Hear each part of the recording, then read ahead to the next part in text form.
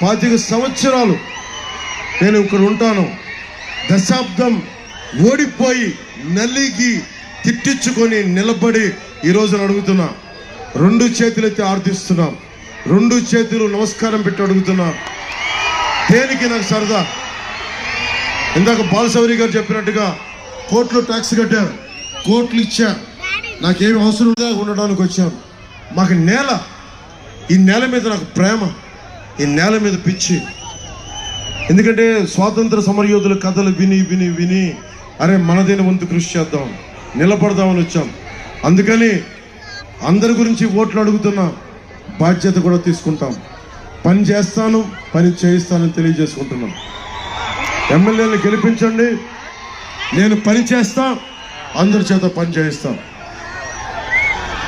వేదిక పైన ఉన్న కొనకళ్ళ నారాయణ గారికి ఈ చల్ల